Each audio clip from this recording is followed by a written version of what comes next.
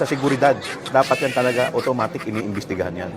So kung sa tingin nyo, strategy nila, yung pinapalabas nila na ito ay politika lamang? Oh, para may divert yung attention, para ipakita sa mga tao na kunyari, pinupolitika lamang sila. Kaya pero Hindi ba, sir? Tignan niyo kung sino pinaniniwalaan ng tao. Nagtatanong hulang kami. Masyado naman ho kayong defensive, sabi ni Aling Marie. Noong mga panahon ba na nasa Tuwadcom hearing kayo, noong panahon ba na hindi nyo gusto yung sinasabi ni Atty. Sulaika, hindi nyo pinakinggan eh. Tapos sasabihin nyo ngayon, parang baligtad na nangyayari. Isang diversionary tactic, sasabihin nyo pinupolitika sila. Sino ho ba namumulitika? Nagtatanong lang ho kami. Sino ho ba ang nag-file ng kaso kay BP Sara? Sino ho ba yung mga congressman na nagsipirma sa impeachment ni BP Sara? Tatanong lang ho kami, huwag kayong maramdamin ha. Sino ho ba yung nagkalap ng ebidensya sa mini trial na nangyari diyan sa Committee on Justice? Sino ho ba ang nag-file ng impeachment complaint? Tapos sasabihin nyo, isang diversionary tactic para sabihin pamumulitika at pinupolitika sila. Wow naman sir. Kakaiba ka din ha? Your Honor, the basis of the defense was laid. For the record, the chair will allow it. Just this Thank you. once, please. The basis of the defense was laid when we asked him whether he testified that he got his training as an expert witness from MaxCore event. Of the video is concerned. Thank you. Counsel may proceed. Thank you. Please play again 001238. Wala dyan.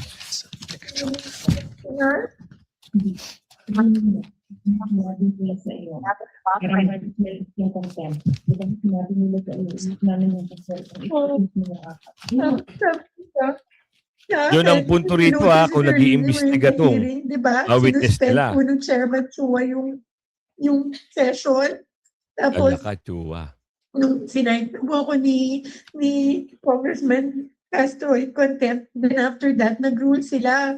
Tapos, then sinuspend niya. Tapos, lumapit po sila. Nag-hadlock sila. And then, they called my lawyer. And then, told him na kausapin ko. So, lumapit ako. And I really apologize. I said, that letter to the Commission on Audit was really a position of the agency. It is our stand. Like all, di ba? Like, meron kang points na gusto mo i-raise. Yes. Good morning mga kasama. Nandito na naman tayo si Kuya Goods nagbabalik. At syempre kung di ka pa nakasubscribe, mag-subscribe ka na at hit mo na rin yung bell para lagi kang updated sa ating mga video. Eto na, rekta na tayo pero andyan po yung join button kung gusto mong sumali sa ating komunidad. At sa dulo ng ating video, syempre yung shoutout segment natin, hindi tayo magtatapos hanggat hindi tayo nakakapag-shoutout. Rekta tayo kung ano yung pinag-usapan kahapon. Tila baga, ibang klase. Parang gigil na gigil yung prosecution. Akala ko ba, nung unang araw, yung day 2, object ng object itong si Attorney Narvasa, parang ginugulo yung inyong mga presentation. Ngayon, noong lumabas na ho ang kagalingan at kabagsikan nitong ni Attorney Narvasa, nagulantang ho kayo. Hindi nyo alam kung saan nyo huhugutin yung mga tinatanong. Kaya nga ho cross-examination. Doon malalaman kung saan talaga ang kapasidad ng inyong witness na magsabi ng katotohanan at magsinungaling sa sambayanan. Sino ba si Attorney Narvasa? Siya lang naman ho apo ni former Chief Andres Narvasa. Tama ho ba? I-google natin para magkaalaman. Sino ba si Attorney Narvasa? Para maintindihan ng lahat. Ano ba ang kanyang relasyon sa dating former chief? Si Attorney Carlo Joaquin CJ.T. Narvasa ay kilalang abogado na nagtatanggol kay Vice President Duterte sa naganap nitong impeachment trial. Ano ang koneksyon nito sa dating speaker? Dating former Chief Justice ni si Andres Narbasa. Oh. Ano ba siya? Ano ba niya yun? Apo. Ha? Oh, apo niya yun. Apo niya ito si si CJ. Oh, 'di ba? Oh, Andres Narbasa. Grabe. Chief Justice Andres Narbasa. Lolo niya pala yan, kaya naman pala nasa dugo na ang kagalingan. 'Di ba? Parang parang ano ba 'yun? Ano ba paano ba 'yun ipaliwanag yung tubo o bunga? Ayun, bunga. Isa kang bunga ng mga magagaling na abogado. Kaya naman pala ganito kagaling. So balik tayo doon sa nangyari kahapon na tila nilamon ng buhay. Itong anong pangalan nito? Yung abogado ng prosecutor.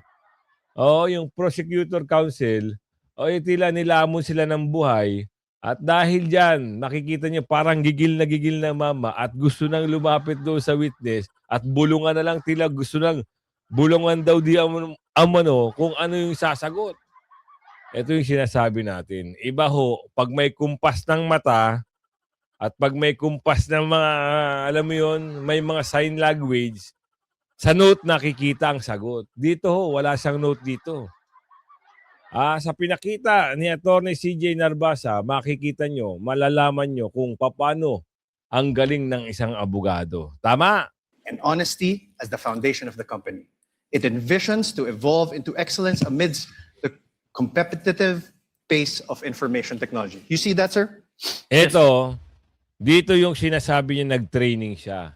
Dito, ang lumalabas dito sa MC MaxCore ay isang distributor ng mga office supply, kung ano-ano mga supply, food supply, kumbaga distributor ito.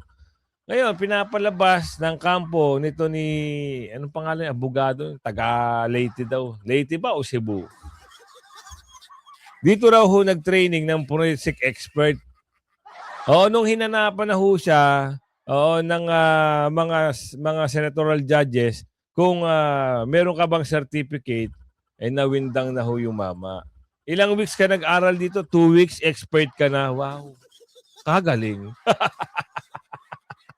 In just 2 weeks, expert na. Oo. Lagi niyang kiniklaim dito sa mga experience niya. Di ba? Tinanong ka, sa 2 weeks mong pagtitraining, masasabi mong expert ka na. Yes, sir. Kasi marami na akong experience, Agoy. Tuloy natin. Mamaya, makikita rin natin yung sagutan ho. Dito, alam mo, dito kay Risa Virus, kung ako sa kanya, tahimik na lang siya kagaya ni Win. Kasi, alam niyo yung sagutan ng abogado sa hindi abogado, maya-maya sa kalagitnaan ng ating video. Sir, now I'm showing you another screenshot Yan na. of the website of this MaxScore Interventions Co. You confirm that I'm also flashing this for the ease of the court.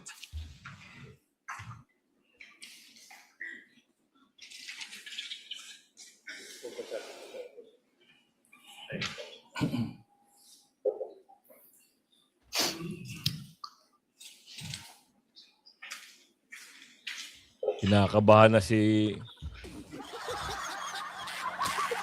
Huwag kasi puro note, ha?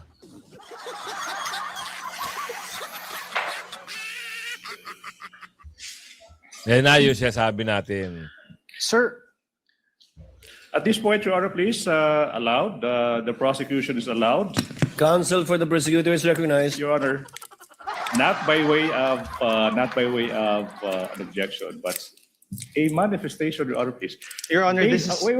I'm Before not- that, I would like to object to your manifestation. Your Honor, there's no objection. Why is the Your Honor, prosecutor allowed to manifest during my Tama. cross-examination? Counsel Honor. for respondent, kindly wait for the presiding officer to recognize you. Thank you, Your Honor. Maya.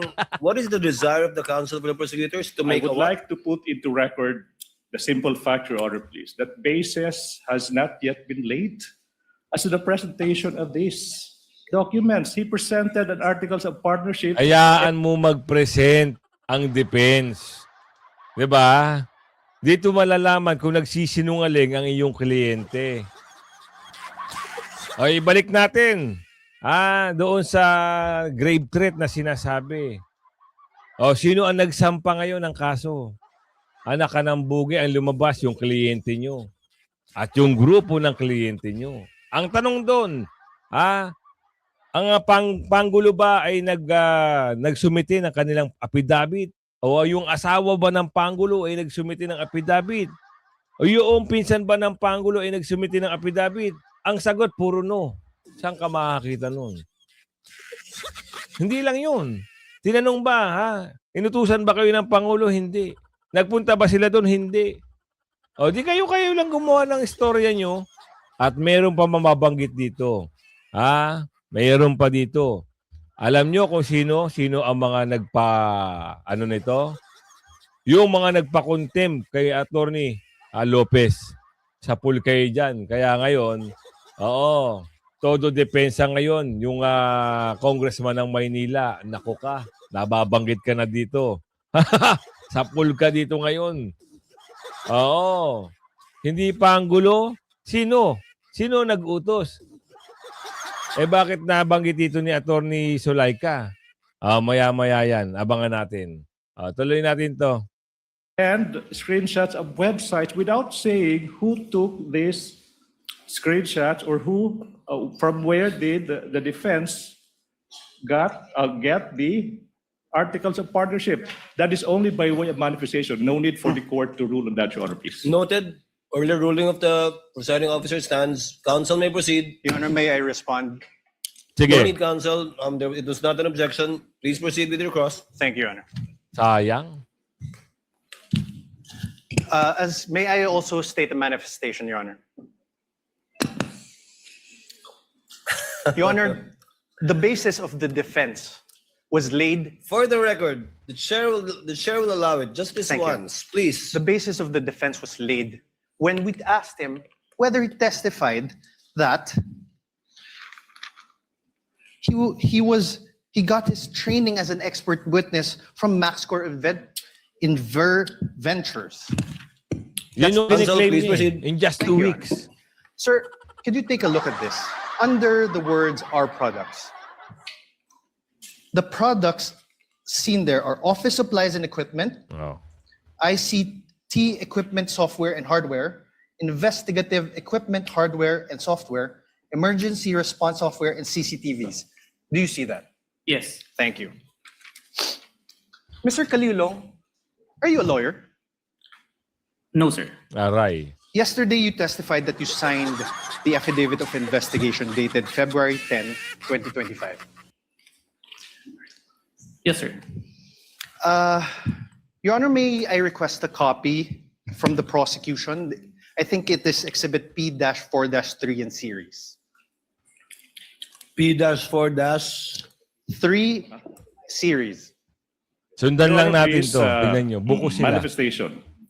The witness, number one, Ayan na. mentioned the affidavit of investigation, but that the witness did not identify the documents. So for the record, Your Honor, please, that document is not yet presented in courts as the documentary evidence, Your Honor, please. So highly improper for the defense to elicit that document through this witness precisely because this witness did not yet identify. Diyan kasi mahuhuli.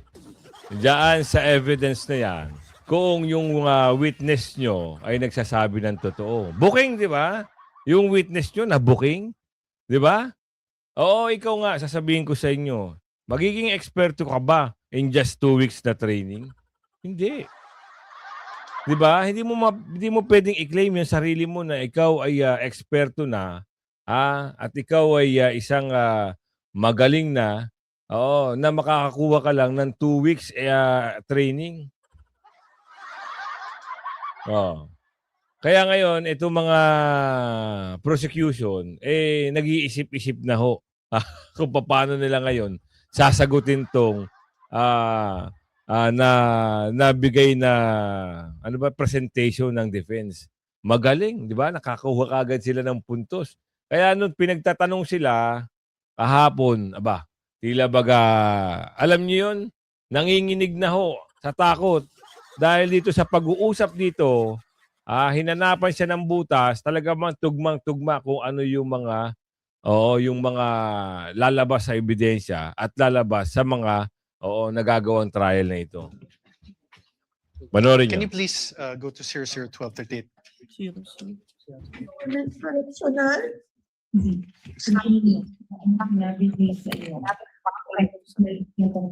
Diba? Sinabi nila sa iyo, isip namin yung contempt. Ipag-use mo yung apat. Sabi nila sa akin, if you notice earlier during the hearing, sinuspend po ng Chairman Chua yung Wait. yung Stop, please. Sa pool ka ngayon, ha? Sino nabanggit dyan? Yan yung panahon ng TWADCOM hearing. Kahit nagsasabi na ho ng katotohanan itong si Atty. Lopez, si Laika, talagang sinight in contempt siya nito ni Chihuahua. Kaya ngayon ito si Chihuahua, gigil na gigil, totoo naman daw, at yung mga sinasabi ng prosecution, kailangan daw malaman ng taong bayan. Dinamay pa talaga ang taong bayan. Oo, in fairness talagang gusto nyo idamay yung taong bayan. Wow naman. San banda nyo kukunin yung simpatya ng taong bayan para maniwala sa inyo? Di ba? Saan nyo kukunin? Huwag nyo kaming idadamay sa sambayanan at taong bayan. Kayo-kayo lang ha, please. Kayo-kayo lang. At mamaya may papakita akong video sa inyo. Pa-interview dito, pa-interview na doon sila. Para lang saan? Sabihin na, totoo at magaling ang prosecution team. Wow, saan banda? Nilampaso ng buhay yung sinasabi nyo magaling. Nakakahiya ho kayo. Nakakahiya ho yung grupo nyo. Alam na ng taong bayan kung ano yung motibo nyo. Diba? Ang motibo nyo ay para lang talaga na pabagsakin si BP Sara. Yun lang talaga ang nakikita ng taong bayan dito. Yun ang katotohanan. Pero kung sasabihin nyo na gusto ng taong bayan na ma-impeach si BP Sara, wow, walang ganun. Kinukwentuhan nyo ang taong bayan, kinukwentuhan nyo sila, at sinasabi nyo na gusto ng taong bayan yung mga ginagawa nyo. Wow! Saan mo makikita ang kagustuhan ng taong bayan yan? Malabo sa malabo. Tuloy natin. Your Honor, please. Now, I'm now registering my objection as to the relevance, Your Honor, please. If I may explain, or of this line of questioning, Your Honor, please, if I may. Counsel may explain his objection. Your Honor, please. This witness already identified the video containing the contents of that press conference on November 23, 2024. And the counsel is now confronting this witness whether there are minuscule portions of the 2-hour video, like detainee, accused, whether this appear in the transcription. Now the basis for the objection is irrelevant. How Bakit can it be irrelevant? relevant? How can it be relevant, assuming but not conceding that these two minuscule words, detainee and accused, are not reflected in the transcript, when in fact this witness said he investigated not only on the basis of the transcript, but on the basis of the video that he himself viewed? What's the relevance? Hindi, ang sabi kasi ng kliyente mo, siya ay expert sa forensic at video at photo. Tama? Kayo ay expert, sila ang expert pagdating dyan. Ngayon, ang gustong palabasin dito ni Atty. Narbasa, kung talagang kiniklaim niya na sila ay expert at sila ay nag-iimbestiga, take note, nag-iimbestiga. Bakit hindi nila pinaimbestigahan to? Tama? Yun ang punto ni Atty. CJ Narbasa. Kaya niya inilabas yung presentation na yan. Nagigets mo ba, attorney? Kung alam mo yan, dapat di ka na nag-object. Sa bagay nga pala, abogado ka nga pala nila. Di ba? Kasi tinanong na rin ito si si Kalilong . Di ba sinabi mo, NBI kayo yung expert sa video. Bakit hindi mo inimbestigahan to? Ang inimbestigahan mo lang yung video na 2 minutes at in-spread, oo, para maging ebidensya nyo. Eto, paano to? 'Di ba? Yun lang ang punto rito. Advance. Your Honor. Overruled part of cross to test the accuracy and the truthfulness of the witness insofar as his transcription of the video is concerned. Thank you. Counsel may proceed. Thank you. Please play again 001238. Wala dyan. Sinabi nila sa iyo. Kaya yung contempt. Diba sinabi nila sa iyo, isip namin yung contempt. Yun ang punto rito, kung nag-iimbestiga tong witness nila. Sinuspend po ng Chairman Chua yung session. Tapos, Alakachua. nung sinabi po ako ni Congressman Castro in contempt, then after that, nag-rule sila. Tapos, then sinuspend niya. Tapos, lumapit po sila, nag-huddle sila, and then they called my lawyer, and then told him na kausapin ko. So, lumapit ako, and I really apologize. I said, you know, that letter to the Commission on Audit was really a position of the agency. It is our stand. Like all, di ba? Like, meron kang points na gusto mo i-raise. We respectfully parang raised our points to the Commission on Audit. Alam ko, hindi naman po yung mali kasi that was our right as an agency. Because there was an ongoing audit investigation. Pero hindi naman namin kinukuha.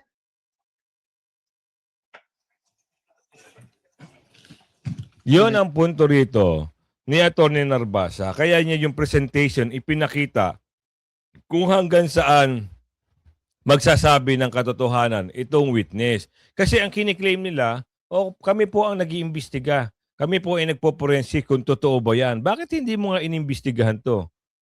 Ay, paano? Oo, sila rin pala nagkaso dito kay BP Sara. Lumabas din ho yan sa video. Hindi ho tayo gumagawa ng kwento. Bakit po nasabi ko yung gusto na sila nagkaso? Tinanong sila ni Atty. CJ. Sino ba nagkaso? NBI.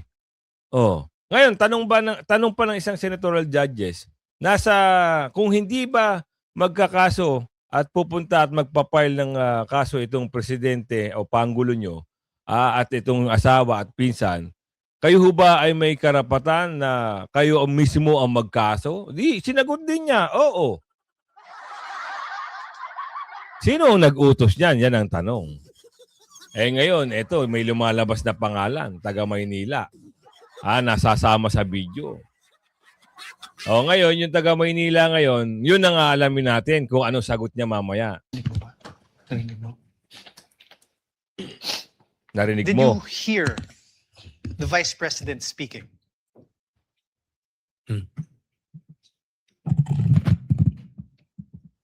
I don't hear. Can you please play again?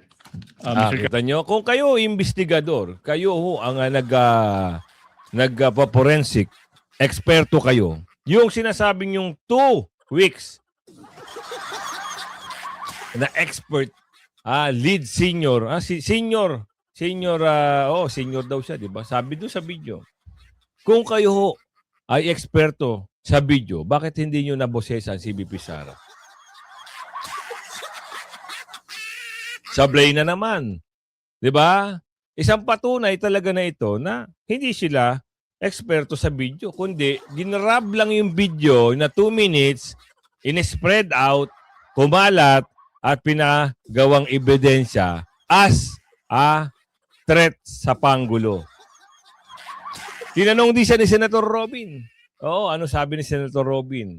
Nakuha niyo ba yung raw video? Ng kabuang raw video na ginamitan mo ng OBS. Alam niyo yung OBS na sinasabi nito, software ho yun. Yun ay pwedeng mag-capture, mag-record, mag-take ng photo habang nagpe-play ang video. Pwede siya makuhanan mo sa yung scene na yun, pwede ma-record mo yung scene na yun. At yun ang pinakitang ebidensya na may threat dito sa panggulo. Sino ang hinahanap ni Senator Robin? Yung mismong tao na nag-record nun. Hindi makuha yung punto nito ni witness kasi nga hindi niya kilala kung sino yung nag-upload sino yung nag-record, sino yung nag-live mismo noong video na yon. Kinuha niya lang OBS. Tapos ayun na, ebidensya na nila. O, yari ka ngayon dito, sabi ni Aling Ledes. Lidong, you're reminded, please answer I don't hear, through the sir. microphone. Can you please play it again? MR when we let you go. So we filed our MR, they did not rule on it, but suddenly they were able to come out with an order ruling to transfer me to the Women's Correctional. Hindi. Sabihin mo, sinabi nila sa iyo. Kaya mag-play contempt. Diba sinabi nila? Si BP yun. There. Did you hear that? There are sounds, but I can't distinguish the words. Hindi ka Can you expert. play it again? Your Honor, asked and answered. What's the point? Okay, Dito, withdraw. makikita nyo, maliwanag sa maliwanag, ay tayo naman ho eh. Alam na natin kung sino yung kausap ni Atty. Zulaika dito eh. Boses ho ni BP Sara. At mga may ibang mga may pumapasok na ibang boses. Pero yung boses na yun, kay BP Sara yun. Patunay na talaga. Talagang huling-huli na sila. Bukayo. Di ba? Ibahin nyo yung produkto ng mga anak ng abogado, apo ng abogado. Ayun pala yung punto ko kanina. Yung bunga, produkto ng mga galing na abogado. Talagang nakuha. Dating chief, former chief, Andres Narvasa. Ang lolo nito. Kita nyo na kung paano kagaling. Ngayon punta tayo. Ewan ko sa'yo, virus. Dapat gumagaya ka na lang kay, kay win or lose eh. Di ba? Dapat ang ginagawa mo, nananahimik ka na lang. Wala ka na masyadong tanong. Kasi iba ang abogado sa hindi abogado. Iba ho ang nagbabasa ng notes, index card, sa may alam. Oo, kasi pag hindi na kayo binigyan ng index card, wala na kayong alam. Sabi ni Aling Madrid. Kasi yan ay kinukuha nyo lang sa mga staff nyo. At saka please lang, alam nyo yung nagkaroon ho ng napansin lang ha. Napansin lang ito ni Aling Marie. Pag kayo magtatanong kung Tagalogin nyo na lang kasi minsan nahihirapan daw ho kayo, sabi ni Aling Marie. Judge Ontiveros is recognized. You may proceed, ma'am, and you have 2 minutes. Salamat po, Mr. Presiding Officer. Para sa Counsel for the Defense, Mr. Presiding Officer, just for clarity, ano pong relevance nung video na ipinakita ni Attorney Zulaika Lopez? Sinasabi po ba ng depensa na yung mga alleged threats o alleged incitements ni VP Duterte ay prompted nung detention ni Attorney Lopez? Yes, Your Honor. There was a systematic oppression made by the House of Representatives dating back from their even before their mini trial, Your Honor. The committee headed by Representative Joel Chua began investigating the Vice President and her people, even when Attorney Zulaika Lopez was being interviewed by the House Committee of Quadcom Committee, Your Honor. Even if she was answering the questions faithfully and to the best of her ability, she was cited in contempt, detained. Her lawyer was not allowed. Her lawyer was not allowed to be with her when they were trying to detain her in the women's correctional facility, Your Honor. So, Mr. Presiding Officer, Counsel for the Defense, position po ba ng depensa na pwedeng palampasin ng alleged grave threats kung may masasabing lehitimong dahilan para magbanta? Your Honor, that is not the point. Sapul. No. Mr. Presiding Officer, I am making a point through my Dalawang beses mo na ginagawa yung virus. Gusto mo lagi magpa-trending sa mga katanungan mo. Hindi ko nga alam eh. Yung una, doon sa abogado ng prosecution, nagtanong ka, ito namang prosecution, bida-bida. Oo. Pinagdiinan niya kahit daw hubarin yung kanyang robe as attorney, sasabihin niya yung kanyang pronouncement. Tama ba yun? Ngayon, kini-question nga siya online. Hindi lang doon sa sipon issue, pati doon sa pronouncement. Diba? Dapat witness lang ang magsasabi nun. Siya lang kaya nga nyo kinuhang witness eh.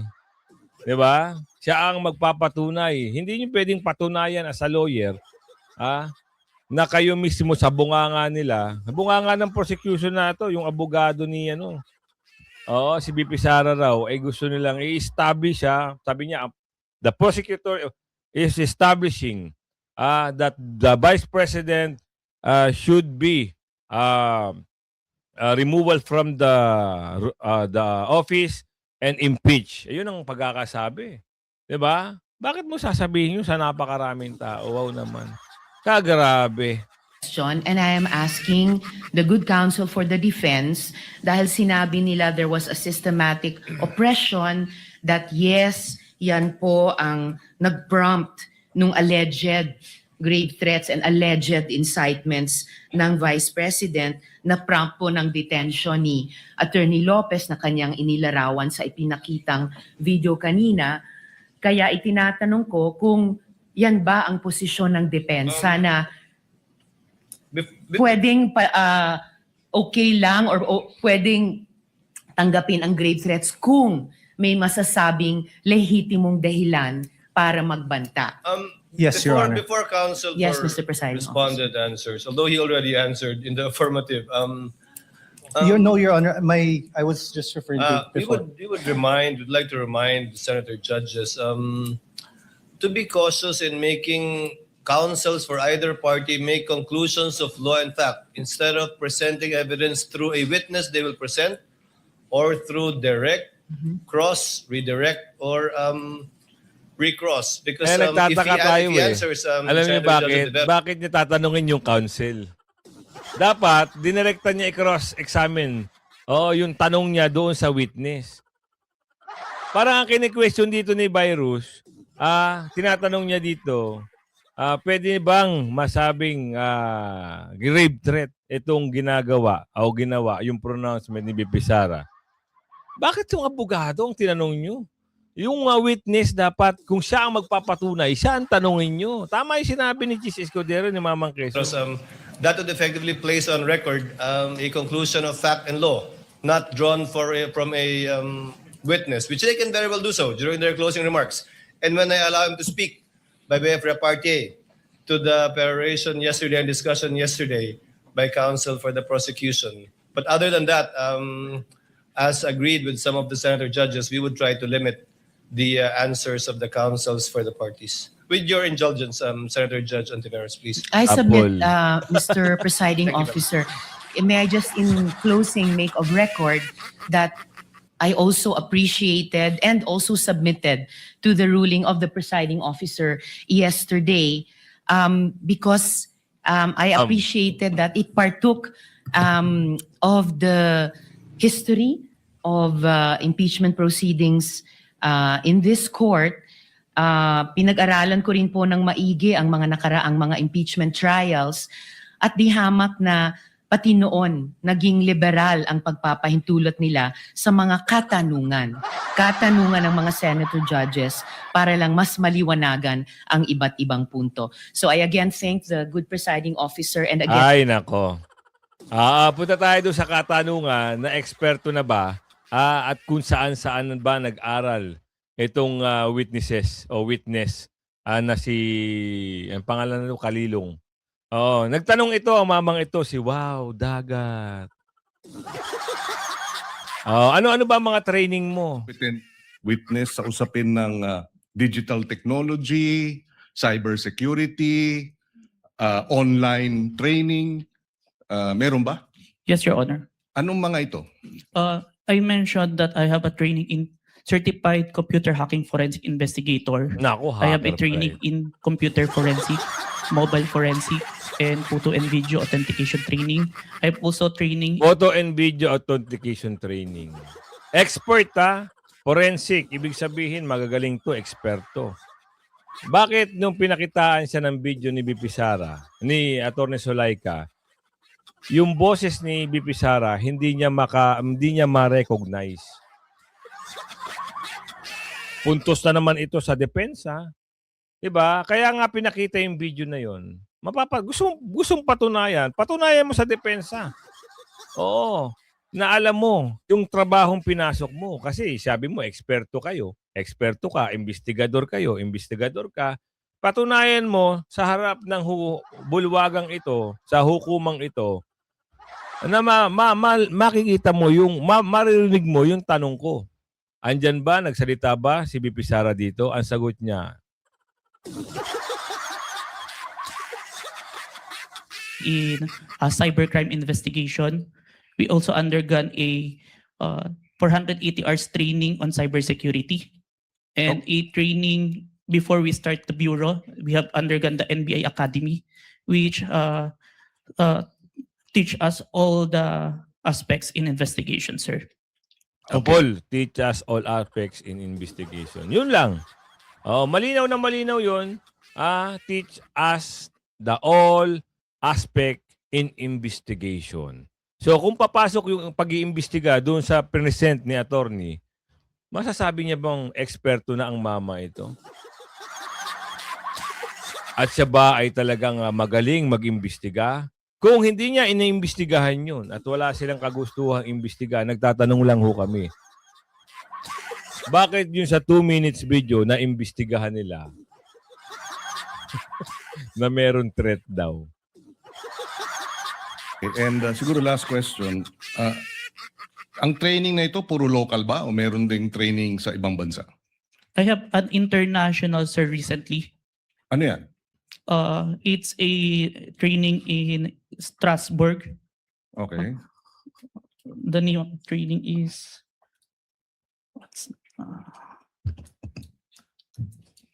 Saang lugar na lang, Mr. Witness? Strasbourg, Germany? France? Strasbourg, France, sir. Oh. It's a 5 days training, sir. And meron pang ibang international seminars na inattendan mo? International, sir, but it is conducted locally, the Interpol, sir. Interpol. Yes, Your Honor. Okay. I have no further questions. Thank you, Senator Judge Salamat. Palinan. Senator Judge Ontiveros. Marami naman palang training si Sir. Ngayon mapunta tayo. Oo, nagsalita na ho sila. Oo, kagaling nga. Kagaling nila ngayon magsalita. The best. Ang sinabi nila, sinabi ng mamang ito, kailangan daw, ano daw? Ma'am, are you even aware? Ay, hindi yan. Tinanong siya dyan sa tululawin na issue. Hindi yan yun. Ito. Ipasok natin, para magkaalaman.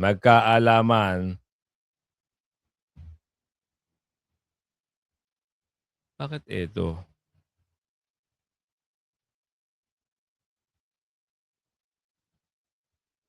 Utusan Yan. dapat niya automatic na imbestigahan yan dahil yung pagbabanta sa ating presidente ay isang national security concern. Ang pagbabanta sa ating presidente ay pagbabanta yan sa ating bansa. Kaya dapat yan talaga automatic imbestigahan. Kahit na walang nag-uutos, dapat lahat ng ahensya ng gobyerno na may kinalaman sa seguridad, dapat yan talaga automatic iniimbestigahan yan. So kung sa tingin nyo, strategy nila, yung pinapalabas nila na ito ay politika lamang? Para may divert yung attention, para ipakita sa mga tao na kunyari, pinupolitika lamang sila. Kaya pero Hindi ba, sir? Tignan niyo kung sino pinaniniwalaan ng tao. Nagtatanong hulang kami. Masyado naman ho kayong defensive, sabi ni Aling Marie. Noong mga panahon ba na nasa Quadcom hearing kayo, noong panahon ba na hindi niyo gusto yung sinasabi ni Atty. Zulaika, hindi niyo pinakinggan eh. Tapos sasabihin niyo ngayon, parang baligtad na nangyayari. Isang diversionary tactic, sasabihin niyo pinupolitika sila. Sino ho ba namumulitika? Nagtatanong lang ho kami. Sino ho ba ang nag-file ng kaso kay BP Sara? Sino ho ba yung mga congressman na nagsipirma sa impeachment ni BP Sara? Tatanong lang ho kami, huwag kayong maramdamin ha. Sino ho ba yung nagkalap ng ebidensya sa mini trial na nangyari diyan sa Committee in Justice. Sino ho ba ang nag-file ng impeachment complaint? Tapos sasabihin nyo, isang diversionary tactic para sabihin pamumulitika at pinupolitika sila. Wow naman, sir. Kakaiba ka din, ha? Makikita naman dito pagka sa susunod ng mga hearing, yung iba pang mga ebidensya sa iba't ibang article na nakasaad sa article. Dito pa nga lang eh. Ito nga ho yung alam namin ha, ang pagkakaintindi ko, ito na ho yung pinakamabigat na article na ibinato nyo kay BP Sara. Eh ngayon ho, parang wala ho, hindi kayang patunayan eh. Ito ho yung pinakamabigat dahil yung mga binabanat nila, confidential fund, sinagot na ho ng COA. Hindi nga sila nakausad dun eh. O gumawa na naman sila ng article impeachment. O betrayal of public trust. Ito din yun. Yung binabanggit ngayon dito, yung threat. Sakop daw sa betrayal of public trust. Okay, sige. Napatunayan ba? Wala pa nga rin. Wala nga mabigat eh. Oo. Ang napapatunayan nga dito, sila. Ang nag-file ng kaso, hindi naman pala ang Pangulo. At lumalabas dito, yung pinag-trainingan, yung mga pinag-trainingan ng 2 weeks, hindi naman pala, food supply, mga kung anong supply, yun, hindi naman pala training center. How strong is Article 4? Lahat ng mga articles ay mabibigat. Pero yung Article 4, kumbaga sa abogado, ito yung tinatawag na res ipsa loquitur. Ang ibig sabihin ng res ipsa loquitur, the thing speaks for itself. Yung mismo na lamang yung kanyang mga sinabi na pagbabanta, yun na mismo. Kasi hindi ko nga mapakita yung buong video. Yung grab na video na 2 minutes, yun lang ang ginawang ebidensya para mag-file ng threat sa Pangulo. Tama. Hinanap na rin ni Senator Robin na kanino yung raw file video. Hindi rin masagot kung sino. Ibig sabihin, may intention daw di umano na talaga kasuhan si BP Sara sa pamamagitan ng splice video sa pool kay Aling Ledesma. Daw di umano. Di ba? Tigil na tayo. Ako naman ay umabot. Kung kayo ay umabot sa ating video na ito, ako ay maglalambing ha. Paki-subscribe naman si Mang Banat. Kilala niyo na ba si Mang Banat?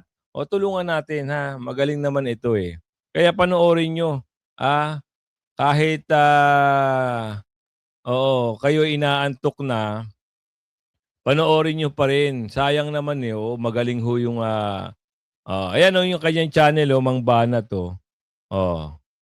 kita niyo tumataas na nagpo 4,000 na. Tulungan natin ha. Yan lang 4,000 Mang Banat, 4,000 views. Tulungan natin na tulungan natin siyang baka maabot. Anong 4,000? Kailan ba yung 4,000? Kanina parang 4,000 eh. Meron siyang views na 4,000 eh. 2,500. Ano yung 4,000? Yan, tulungan natin siya ha. At syempre dito tayo shoutout segment natin. Pag gusto nyo manood ng naka-live tayo, punta lang kayo doon sa isang mumunting channel, ha? Ito mula kay Mama Maribel Dulza. Shoutout po sa iyo, Kuya Good. Sino po ba yung singot ng singot? Yung po yung sipunin. Shoutout po sa iyo, Mama Maribel. Scorpio Corpus. Shoutout po sa iyo. Si Ma'am Winnie Cuadera. Shoutout po sa iyo, ha? Lauro Dumanat. Shoutout po sa iyo. Bahay ni Foda. Shoutout po sa iyo. Edong. Edong GM. Edo GM, shoutout po sa iyo. Lisa Cardenas, shoutout po sa iyo. At Nix Daily 3076, shoutout po sa iyo. Jeff Morales ng San Mateo Rizal, shoutout po sa iyo. Eman Chris Banaag, shoutout po sa iyo. Abelardo Lim, Patricio de Mafiles Sr. Junior, shoutout po sa iyo. God Words of Wisdom, shoutout po sa iyo. It's me, SQ9HH, shoutout po sa iyo. At Shine 8524. MJM G4E, shoutout po sa iyo. Mark Anthony Bercasio. Manuel T 2718, shoutout po sa iyo. Ma'am Winnie Cuadera. Si Ma'am Marilu, Marilu, Survivor Mix Club, Cody Heki, shoutout po sa iyo. Lons Gray Sardido, si Ma'am Eleanor Sason, Marilyn Ferrer, Celia Den, shoutout po sa inyo. Tyrese Aseldep, shoutout po sa iyo. Jude Dugan, Miss Dena Pitcher, Nathaniel Velasco, Darlene Narbino, shoutout po sa inyo. Sally Salibay, Irene F3H, shoutout po sa inyo. Felicidad Duen, opo, Jimen Bolabio, shoutout po sa inyo. I'm Nati, shoutout po sa iyo ha. Oo, I'm Nati, ibig sabihin I'm natural. Yoli Reyes, shoutout po sa iyo. Rosel Lorca, shoutout po. Maria Santos, Alma Polo Sumihig, Chikit Daniel, Ma'am Shine ulit ha. Cecilia Liden, shoutout po sa iyo ha, mula Cebu. Innocente Flowers, J. Neverbres, Lucille Yalong, shoutout po sa inyo. Grace Yumul, Fakubal, shoutout po sa inyo.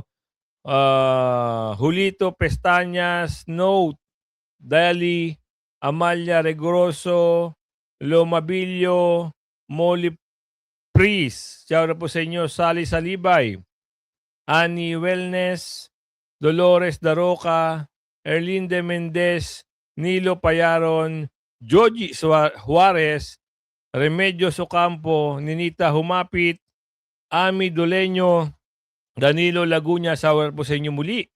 AK1H1027, Ma'am Elsa Hitman Mercado, June Avendano, Let's Win Nothing for Free. Shoutout po sa inyo. Nona Freshman, Jen Q7E7S, Bernardo Barao, Elaine Alcaine, Anseto Gamal, shoutout po sa inyo. Juanito Resolis, Amalia Regroso, Dayan Macavante. Shoutout po sa inyo ha. Hanggang sa muli po, kung umabot ka sa video natin ito, ako ho ay maglalambing. Like and share ng ating video. Hanggang sa muli, bye-bye!